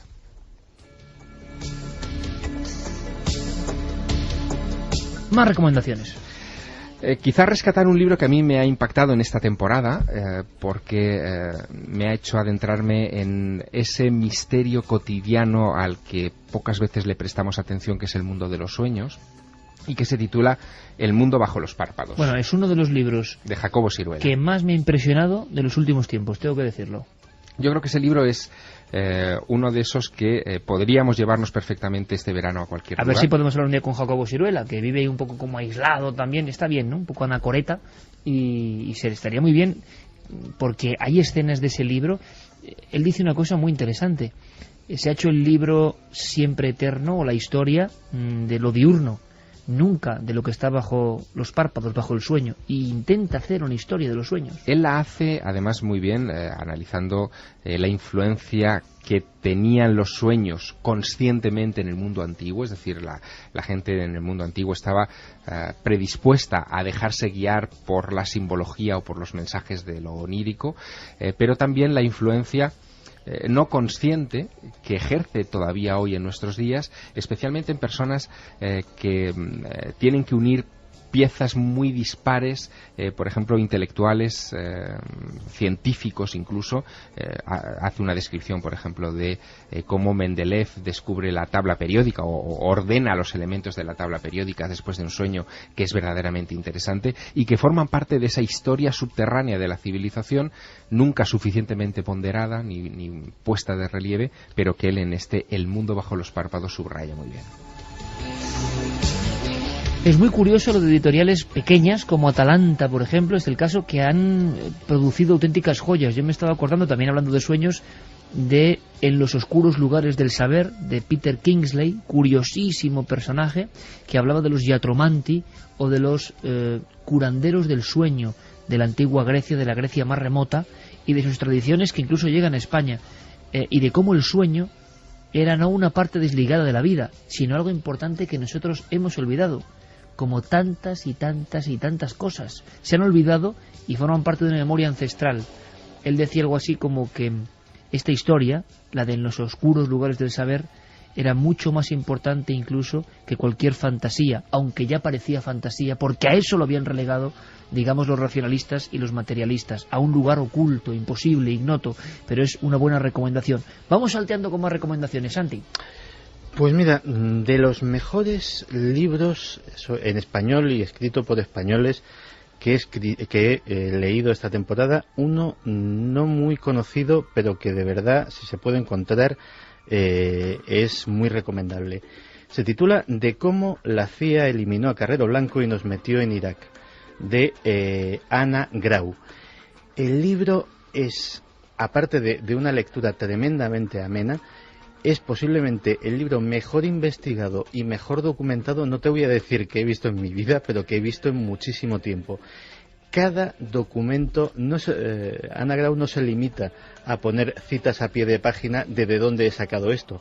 No, el trabajo es tan exhaustivo que cada documento que menciona aparece en su versión facsímil, en pequeños apéndices a cada capítulo, y puede ser leído. Casi todos son documentos que proceden del Acta de Libertad de Información norteamericana y que hablan de cosas tan curiosas como, no vamos a hacer polémica, pero por ejemplo, de las relaciones del PNV con la CIA, cosa de la que, por ejemplo, se sabía hasta ese momento relativamente poco, de cómo la embajada norteamericana se ocupó activamente de ver todas las implicaciones del atentado contra Carrero Blanco, y de ahí hasta nuestros días prácticamente de todo lo que ha sucedido en la historia española.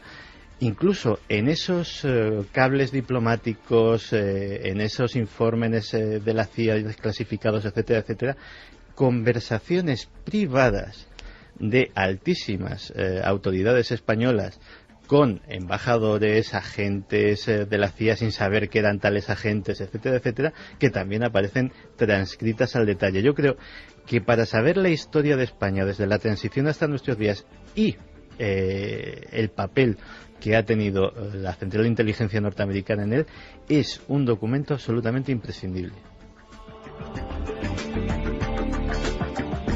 No nos olvidamos de algunos clásicos que, aunque tengan su grosor, y claro, también pasa eso, ¿no? Es difícil llevar algunos libros en la mochila o a la playa en ciertos momentos. Ahora, los modernos artilugios, en el fondo, con el sol, es que ninguno se lee bien. Nada supera al viejo y entrañable libro. Me acuerdo de una recomendación que a mí me dio Javier Sierra, Danza Macabra, Stephen King, otro de los grandes clásicos que nos puede permitir incluso entender hasta cómo se hace este programa. Es increíble, se entienden muchísimas cosas con esa especie de viaje, escrito hace 30 años, pero ahora editado por Valdemar, si no me equivoco. Así es. Con una estampa de Goya, el entierro de la sardina de Goya en la portada, y es una especie de estudio sobre el miedo, la divulgación, la escritura, impresionante. Aprovecho, hablando del amigo Stephen, para recomendar otro libro que es difícil, no se encuentra fácil, un libro de tapas blancas, editado por Plaza y Janés, se llama Mientras escribo, y yo creo que es un canto a la creatividad literaria, un y canto también a la risa, porque entusiasmo. Cuenta sus anécdotas y yo me he muerto de risa con ese libro. Es que Stephen tiene esa mezcla tragicómica en ocasiones, pero sobre todo, lo más importante de ese libro, yo creo que la esencia de ese libro es la fe, el entusiasmo, las ganas de alguien que quería hacer su sueño y que lo consiguió como no podía ser de otra forma, y quería escribir y escribió, ¿Cuántas personas ahora mismo quieren escribir? No lo tienen fácil. El mundo editorial también está viviendo su crisis. No es nada fácil vender ejemplares. Lo de Javier es muy excepcional. Es decir, es muy difícil hoy en día. Y hay muchos escritores, escritoras que quieren plasmar sus trabajos. Bueno, pues, de verdad, es un libro inspirador. Pero hay más recomendaciones. Porque también, por cierto, hay novelas... pues para pasar un mejor rato, esas novelas que mucha gente las vemos enganchadas a ellas durante todo un verano, y también tenemos que saber algo de cómo pitan algunos temas, qué se viene abajo, qué parece que va creciendo. Pues mira, yo me estoy leyendo una que me está gustando bastante, La mujer de las 9 lunas, porque además va de una mística a la que yo he seguido la pista de cerca, Hildegarda de Bingen, una mística del siglo XII que además era tomada por bruja, era herbolera, era música, hacía unos miniados que acompañaba a los escritos que realizaba tremendos, la primera feminista de la historia, la primera que crea un convento de mujeres, y esto es una novela pues bastante trepidante, basándose en lo que era toda esta mujer. Carmen Torrerripa, que es la periodista que lo escribe, pues se ha inventado un personaje que es un sacerdote al que alguien del Archivo Secreto Vaticano llama para investigar a esta mujer, que también era vidente y profeta. Y parece que alguna de esas profecías se va a cumplir dentro de poco. Una historia que la verdad es que a mí me tiene enganchada. ¿Más novelas, Javier? Pues novelas de las últimas... Se publica una cantidad impresionante, eso es a mí lo que me extraña también. Sí, se publican muchas, desde luego, pero mira, hay una que, además el tema lo tocasteis, lo reconstruisteis en Cuarto Milenio, que es la historia, la peripecia del padre Ubach, que está inspirada en El arqueólogo de Martí Gironell, que es una novela sobre este hombre que recorrió el mundo, el Mediterráneo especialmente, en busca de pruebas de lo que decía la Biblia, y que nos ha dejado un legado imperecedero para los siglos futuros, que es ese museo de arqueología bíblica que se encuentra dentro del monasterio de Montserrat. Solo por eso creo que merece la pena también echarle un vistazo. Pues fíjate que más vale tarde que nunca. Esta es una lectura que he hecho hace muy poco y con retraso, te lo comentaba hace un rato, pero en los últimos meses me he leído en bloque, una detrás de otra, absolutamente todas las novelas de El capitán a la triste de Arturo Pérez Reverte, y ha sido una experiencia literaria conmovedora. Porque la experiencia literaria tomada con conciencia es una experiencia transformadora. Siempre. Sí. Mira, de entrada, leyendo las novelas del capitán a la triste, he comprendido que le hicieran académico de la lengua, eso de entrada. Y aparte de eso, los valores que se transmiten, la historia, que obviamente es una novela con una documentación histórica tan absolutamente rigurosa que te lleva a las calles del Madrid o del Flandes o a las galeras del Mediterráneo de aquella época. Y sobre todo el sentido de una vida y de un mundo que eran muy distintos a los que vivimos ahora, en el que las personas asumían la vida, el deber, la muerte, las grandes preguntas de la vida de una forma absolutamente cotidiana y profunda a la vez. Fíjate que una de las frases que dice uno de los personajes se me ha quedado grabada y decía: cada hombre lleva su muerte en la mochila, le acompaña constantemente.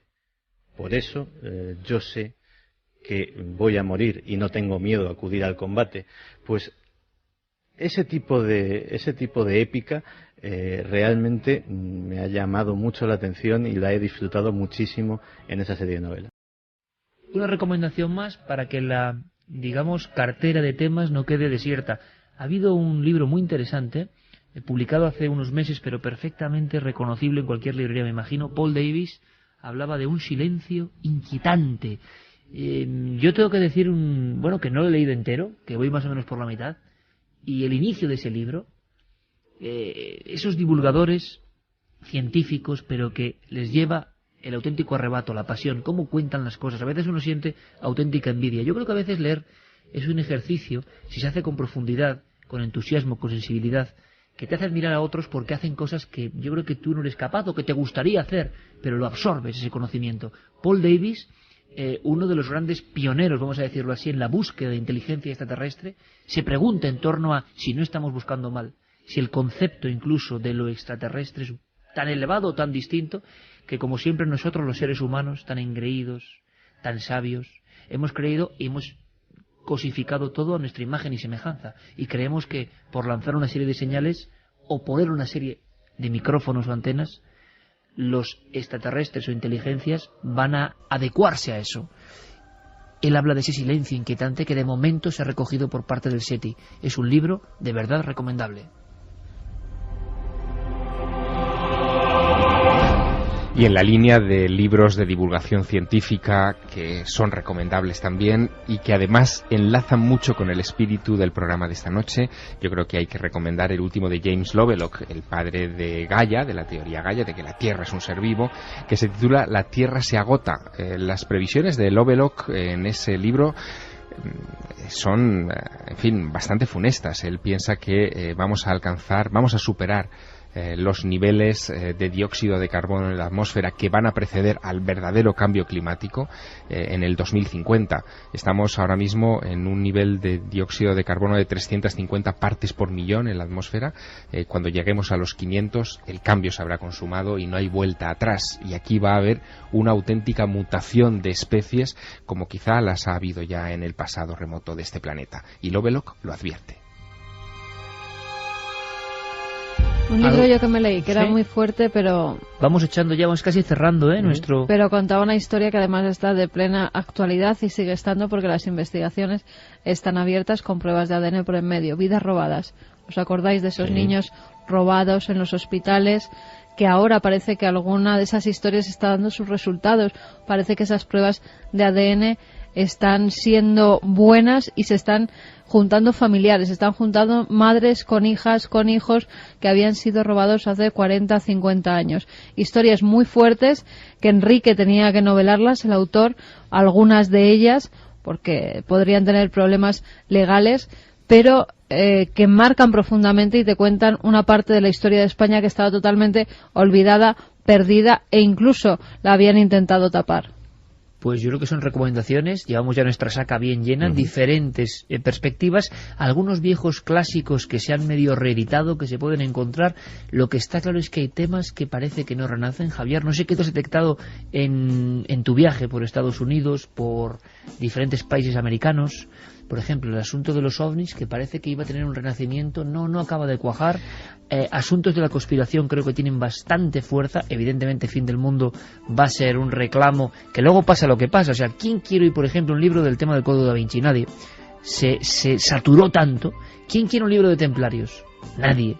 De Egipto, pues hay ahí. Es decir, hubo épocas que saturaron tanto el mercado, porque por desgracia, hace poco alguien me comentaba, dentro del mundo editorial, que es muy parecido en ocasiones al mundo televisivo, si esto ha funcionado, pues todos con esto.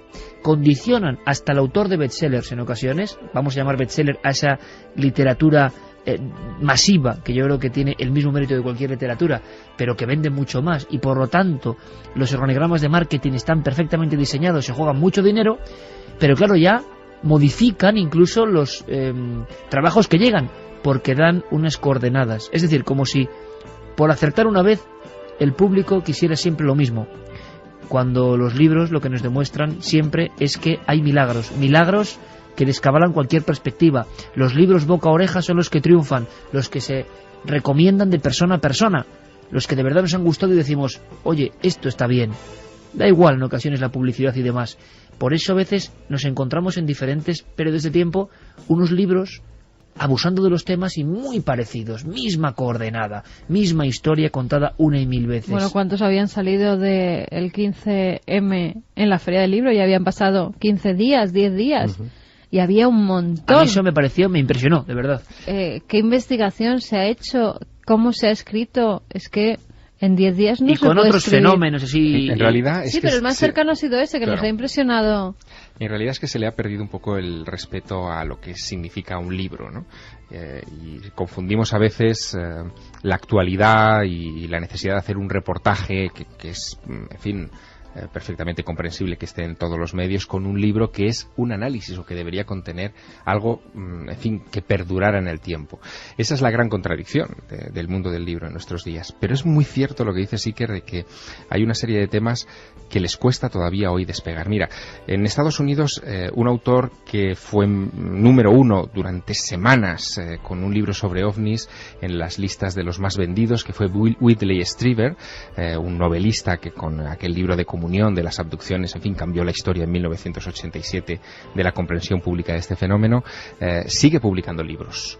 Acaba de publicar otra nueva entrega de las experiencias con los grises, como él los llama, y sin embargo ahora sus editores son editores minoritarios. Son sellos... se ha convertido en literatura marginal. Exacto, son sellos de muy escasa distribución, que tienes que comprar online porque si no es imposible encontrarlo en unos grandes almacenes o en una cadena de librerías importante. Y los únicos libros conectados con el tema OVNI, pero que no son de OVNIs, que son un poco de la historia secreta militar de los Estados Unidos, son como aquel que hablábamos hace unas semanas al hablar del Área 51, el de Annie Jacobsen, que cuenta la historia de la base militar más secreta de la historia de ese país, donde se habla mucho de OVNIs, evidentemente, porque los OVNIs han sido la gran cobertura del trabajo en esas instalaciones militares, pero no es un libro de OVNIs. Es muy curioso, Javier, Santi, Carmen, que el misterio histórico estuvo muy en boga. Bueno, novela histórica siempre ha estado en boga, siempre. La inmensa mayoría de las novelas son históricas. Pero el tema de misterio e historia esotérica parece que también se ha resentido un poco porque hubo cientos de títulos al mismo tiempo. Yo no sé si en el tema del ensayo, con conspiración, estamos rayando casi el mismo nivel. No tanto, pero ha habido tanto interés por las conspiraciones que se ha abusado también. La verdad es que sí, afortunadamente nunca, la conspiración en sí misma tampoco ha sido nunca un éxito mayoritario, no hay grandes bestsellers de conspiración, eso los conspiranoicos siempre hemos estado... Hombre, Thierry Meyssan vendió muchísimo. Sí, la verdad es que sí, pero vamos. Sí, pero mira, los últimos de Wikileaks no han vendido nada. Fue una cosa muy puntual porque Thierry Meyssan, ten en cuenta que publica prácticamente en pleno 2001 todavía, o sea, estamos en el grandísimo shock del 11S, o sea, lo teníamos muy reciente. Pero lo que sí que, además, digamos que el punto del público conspiranoico se ha centrado también mucho en autores como Naomi Klein, que digamos dan un enfoque alternativo de la actualidad o de la sociedad. También hay libros muy recomendables que están publicados por editoriales muy pequeñas. Yo recuerdo uno que se titulaba, si no recuerdo mal, sí, La crisis que viene, algunas notas para afrontar esta década.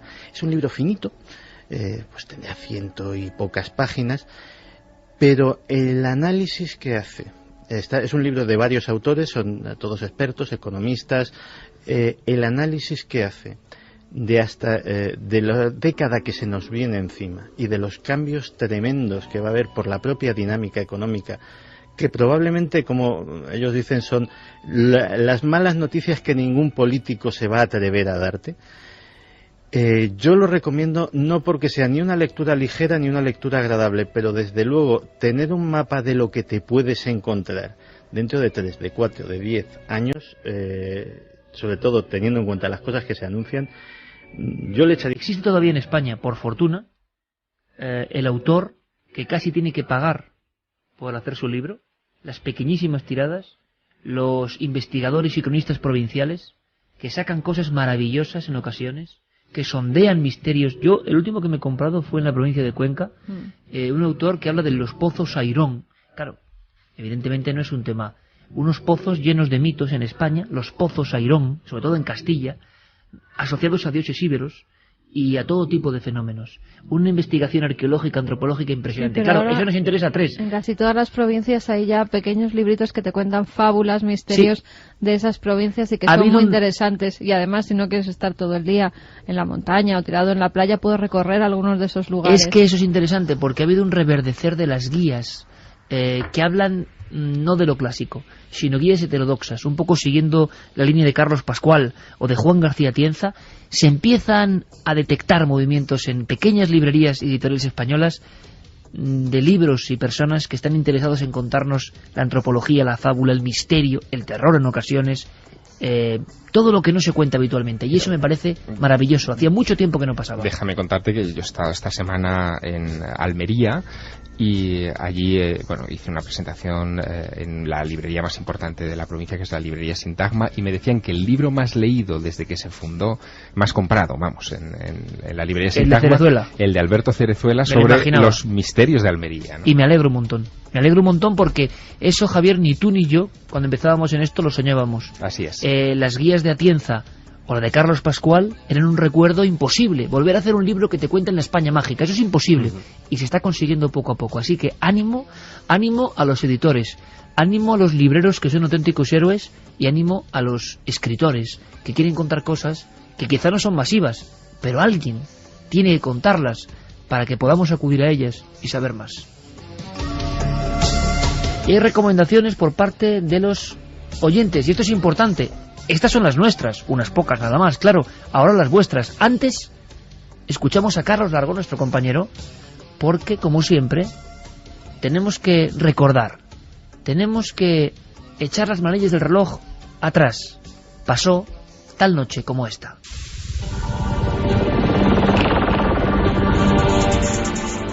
...19 de junio de 1767... Jean Chastel mata a la bestia de Gévaudan, un extraño ser que atemorizaba a la región francesa de la Auvernia. En algunos casos, las víctimas aparecían brutalmente decapitadas o partidas por la mitad, mostrando la fuerza y violencia salvaje de las potentes mandíbulas de un enigmático agresor, a quienes algunos identificaron como un lobo de dimensiones descomunales.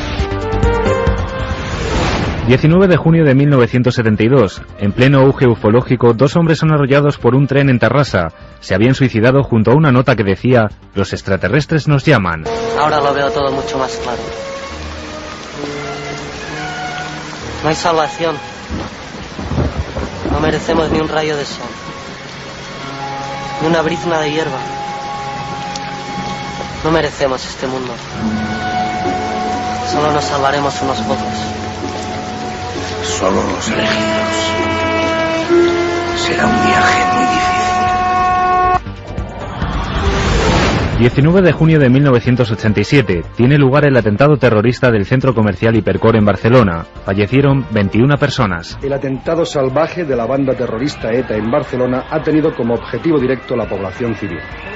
En el momento del atentado, el centro comercial estaba abierto al público. La muerte y el pánico se adueñaron de un grupo de ciudadanos que hacían compras familiares. 19 de junio de 1999. Tras una sesión de Ouija con presencia de escolares, se producen extraños fenómenos en una casa de Chiribella, en Valencia. La policía local dio constancia de todo lo ocurrido. Lo que parece absolutamente certero es que en ciertos grupos sociales, por ejemplo en personas adolescentes, provoca una serie de terremotos internos que a veces pueden casi llegar a la histeria colectiva, a la agresión, a la posesión, dicen algunos. 19 de junio de 2006, la efeméride de Milenio 3. La nave del misterio dedicaba una de sus emisiones más cortas en su historia a una escultura insólita, el ángel caído. Se dice que es la única escultura, la única estatua dedicada al diablo en el mundo.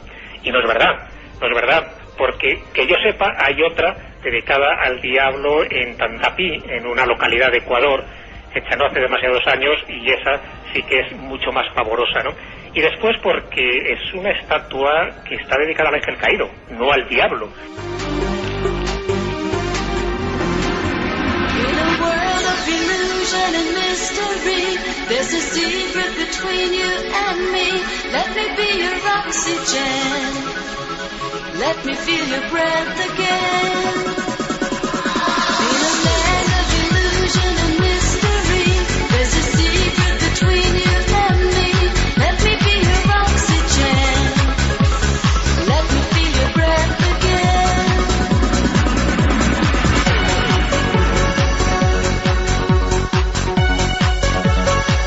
Y vamos ya con los últimos mensajes, algunos de ellos que nos recomendabais libros. Como por ejemplo en Carni, La Biblioteca de los Muertos, lo acabo de leer, muy bueno. ¿Lo conocéis? Novela. Novelas, sí. Además, el autor acaba de sacar otro libro donde se plantea qué pasaría si en una biblioteca estuviera contenido un ejemplar de una obra que tuviera la fecha del fin del mundo impresa dentro.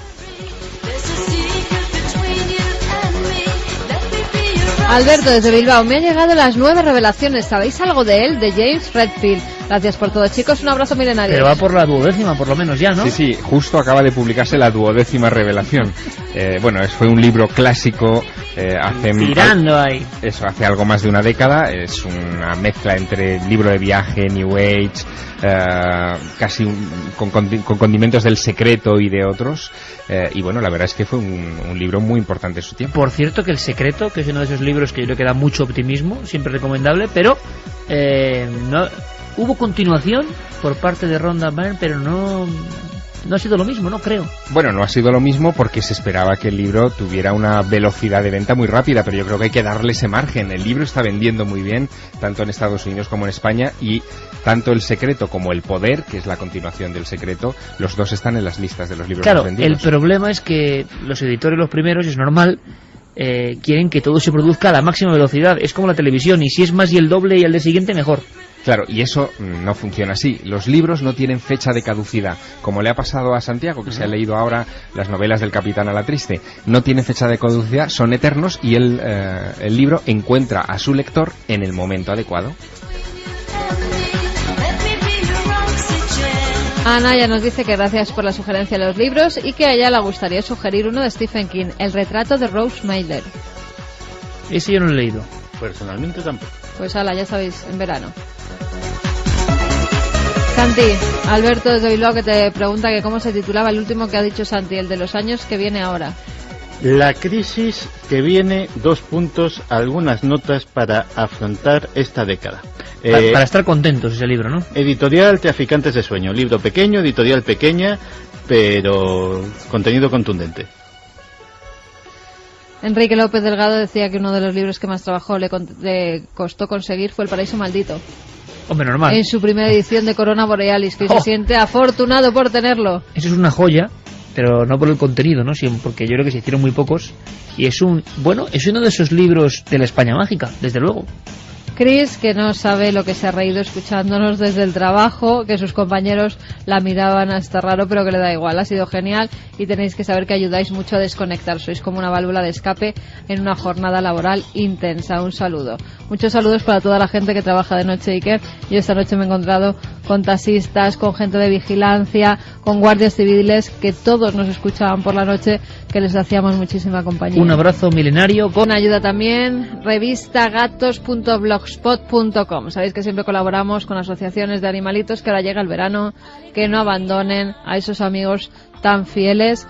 Aquí hablan de gatitos, es una revista gratuita que te puedes descargar por internet, muy interesante, y que además pues puedes ayudar a esos animales, a esos felinos que también te acompañan y se acurrucan en tu regazo. Y cómo no, a los perros, por Dios, que no los abandonen ahora que llegan las vacaciones, que no los dejen en las cunetas, porque es una imagen muy triste de alguien que nunca lo haría contigo. Aprovecho la coyuntura para comunicación con nuestro compañero Carlos Largo, que me dice una sola palabra: y en Lorca, Faunasol. En Lorca han tenido muchos problemas, tienen que sacrificar a muchos animales si no actuamos, y yo creo que es importante. Faunasol, Lorca, son las dos coordenadas. La gente milenaria tiene que acudir. La gente milenaria tiene un espíritu muy concreto, tiene una forma de ser muy concreta, auténtica, y tiene que acudir. Y ahora vamos con los ganadores, Iker, de esos 3 libros de Javier Sierra, La cena secreta, publicados por De Bolsillo. El primero es para Rafa Gant. Hola, soy Rafa de Jaén. Qué risa recordando esos momentos. Teníais que haber incluido cuando a Iker se le escapó un coño después de leer un mensaje de un oyente. Estuve riéndome 5 minutos después de eso. Manuel Enrique Ruiz. Este es Rafa, ¿no? Sí, es pues, de Rafa. Ya está ensayando aquí la firma, mi compañero Javier. Manuel Rafa. Enrique Ruiz es otro de los ganadores, que dice: buenas noches, amigos. En mi opinión, todos estos sonidos reflejan que la Tierra es un ser vivo y el hombre es su parásito. Pero hemos llegado hasta un punto en que le hemos hecho tanto daño a nuestra madre Tierra que esta ha reaccionado contra nosotros. Y estos sonidos son prueba de ello, así como terremotos, huracanes, inundaciones, sequías y demás catástrofes. Y el último es para Guillermo. Acabáis de hacer mención a que personas creían que los ruidos pudieran estar en su cabeza, y eso me ha recordado a cuando me operaron de un traumatismo cráneoencefálico severo para extraerme el coágulo. Durante muchos meses posteriormente a la operación Cuando me acostaba y movía la cabeza de un lado para otro, siempre oía un crujido dentro de mi cabeza como un cric cric. Ya con el tiempo dejé de escucharlo.